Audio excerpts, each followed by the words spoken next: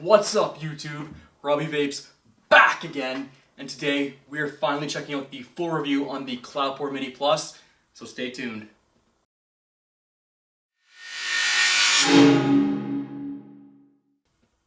That's right YouTube, today we are checking out the Cloupor Mini Plus. I cannot wait to get down and dirty with this thing. A few things before we go down and dirty. We're going to be doing a ton of tests on this. It is going to have a volt test, see how accurate it is.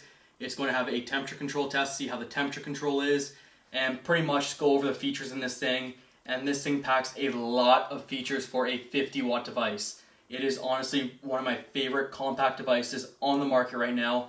It's just phenomenal. It's small, sleek, nice size as well. I mean, it's got everything you want in a device and then some. So with that being said, guys, now that I've had the pre-ramble, let's get down and dirty and check out what you get in the box. Alright YouTube, we are down and dirty with the Cloupor Mini Plus. Here's what you get in the box. Really quick overview. First up, you have a nice little silicone sleeve. Put that back. You also get some spare magnets in here as well, if I can get them out. Oh, there we go. You get some spare magnets in here as well for the battery door. Hopefully you can see that. There we go, some spare magnets. And you get this really, really nice USB to micro USB charger. Really nice. Like I said, just stretches out. I actually wish more people would, or more vape companies would focus on the charge cable itself. I find it's kind of a lost art to have a nice charge cable with your device, but that's just me. But anyways, that's the packaging. You also get some instructions and stuff, but we already took that out anyways. Move that off to the side and let's focus on the device itself.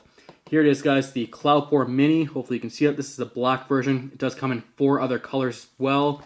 And if you look at the back of the box, here's some really quick settings on here. 50 watts temperature control as well, which we'll be testing out shortly. Here's all the stuff right here. If you want to check it out, you can pause the video, move that back off, and let's go back to this. So again, you do get 5 different color options. I have the black one, Cloupor Mini Plus, USB charger on the bottom. Hopefully you can see that. Let's see if I can get it to focus a little bit more. Just down at the bottom here. It's a little bit hard to see, but it is down there. You also have the battery door, which is magnetic. We can see in here I just have a Samsung 25R. Really nice. You do have a pull cord as well to get the battery in and out easier. And put that back. Going back, you have the screen. You have your power button or your fire button. And there we go. So one thing I will say is that the device does not sit flush. If you try and make it sit flush, it will either say short or low resistance or something like that. So here it is. This is the 0.3 ohm, I believe, coil with the G Clapton coil from the Subtank on the Subtank Nano. But again, there you go. So it's at 42 watts, 0.3 ohms. Your volts are off to the side as well. If you want to lock the device, it is down and up. Or sorry, it's not down and up. It's up and down to lock the device. Hold them down. Power locked. Hold up, down to unlock. And we're right back there. So there you go. You also have a puff timer on here as well. Personally, I really have no use for puff timers. I think they're not too useful, to be honest, but it is what it is.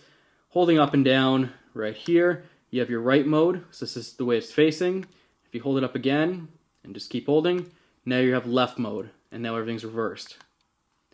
You can see it there, it's just on the side, opposite side. I personally prefer right mode, that's just me. There it is. Now if we hold up and down, if we hold down and the power button, first thing we see is it switches to volts instead of wattage. Wattage then moves on to the small part just below the resistance. And again, and now we're in temperature mode. So now we can set the temperature mode. The wattage it's set for per temperature is actually based automatically. As you can see, it says auto. And we'll just crank this up, see how high it can go. So as you can see here, it goes up to 600 degrees Fahrenheit. And of course, if you keep going, it will cycle to Celsius as well. We're going to do the 400 for our temp control test. But first thing we want to do, let's go back into power mode. There we go, and what we're going to do is I actually invested in this little voltmeter thing. They're not super accurate, but it should be accurate enough to give us an idea of how close it is to see the voltage versus what it's actually reading out at. So here we go. Right now, voltage is reading out at 4 volts, 4.03, 4.06, roughly in the 4 volt range, 4.0 to 4.1. Let's take this off. There we go. Put this guy on, and let's see what it's actually putting out. So there we go. Now again, these aren't always the most accurate. So far, this one in particular, I've tried it a couple times, and it's been pretty accurate from what I've seen. There we go. So let's see what we have here. Let's see if I can do it so it's this way.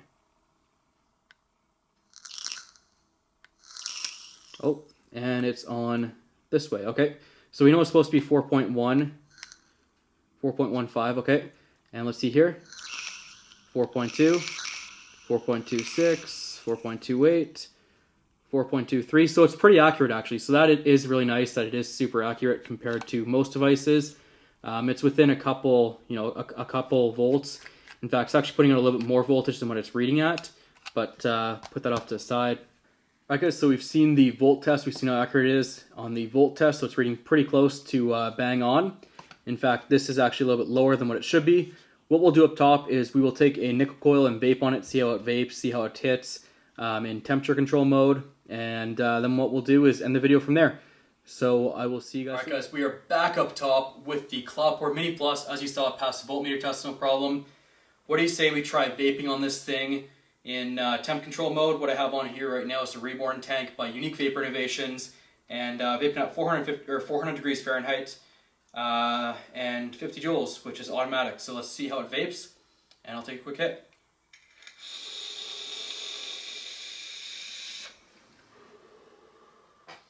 Not bad at 400 degrees.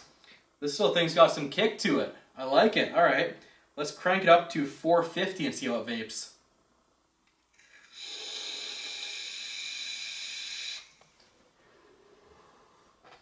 Really nice. All right, guys. All right.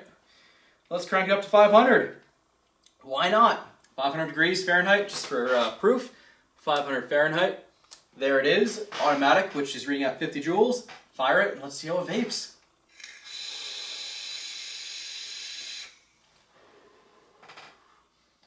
Pretty damn nice. You know what? I say fuck it. Let's go all the way up to 600 degrees Fahrenheit. Max this little guy out and see how much power it's really got. What do you say, guys? 600 degrees Fahrenheit. Nickel coil on the Unique Vapor Innovations Reborn Tank. There you go. Hopefully you can see that. Let's light it up.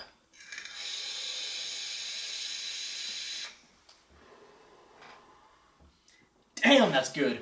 Alright guys, so overall temperature control mode, so far I'm loving it. This thing is fucking nuts. It is hitting real nice. Wow, that's all I can say. 600 degrees Fahrenheit, it hits nice. You saw it, it's a nice warm vape, something I prefer. But again, obviously when you're using nickel, a little bit of a warning, never use nickel in power mode. It is extremely dangerous, I do not recommend it. And of course, nickel coils in general are not exactly something I recommend right now. There's a lot of issues with them right now, and especially with people trying to use them on power devices. Just don't do it, guys. Just don't. It's not safe. It's not right. You can get nickel poisoning, and it's not going to be good. Not just for yourself, but also for the entire vaping community. So if you need more of a reason other than just being, risking your own life, think about the entire community as a whole, and think about what you're going to do to us if that gets into the news, that someone was sick or even worse, died from nickel poisoning because of a device. That's the last thing we need right now, guys. So just keep that in mind. Obviously, look out for yourself, but look out for the entire community when you're vaping, and make sure you know what you're doing. So, again, I mean, like I said, temp control mode.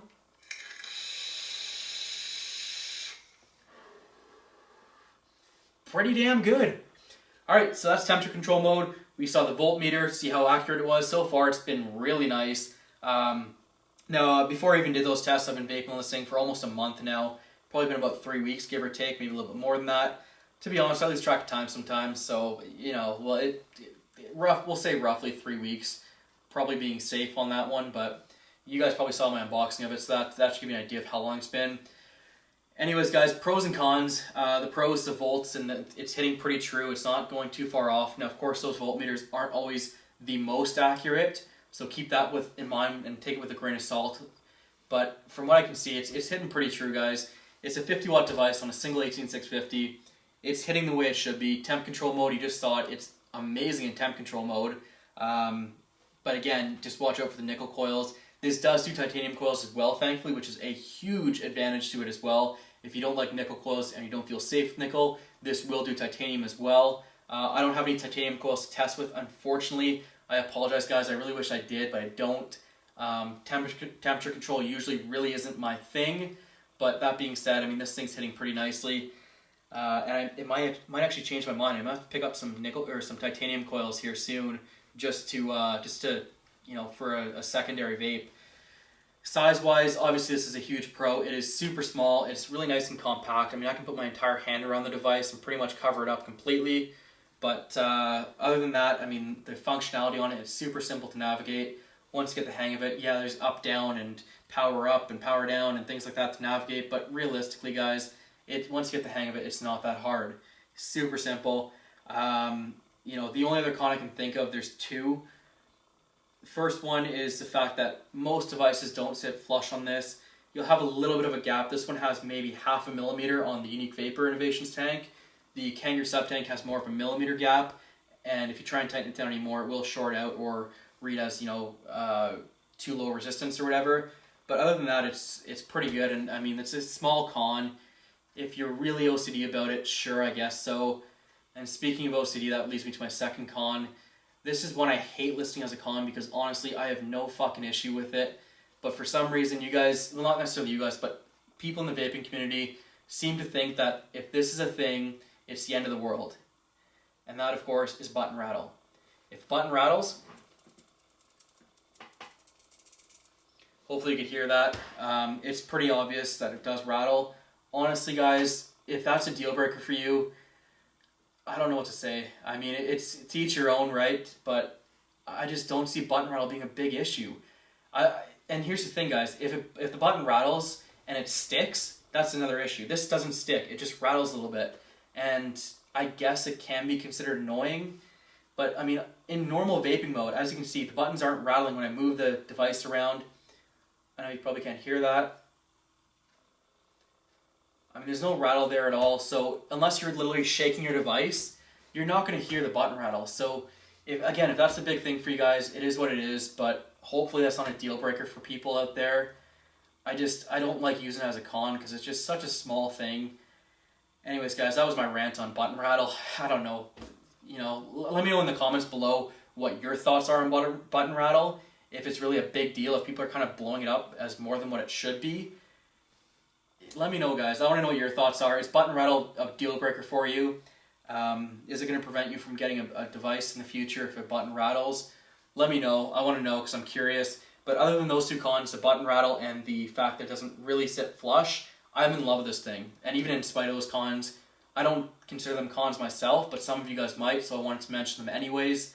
But anyways, guys, that is literally my thoughts on it. Tons of pros. The cons aren't really cons for me, but they might be cons for you.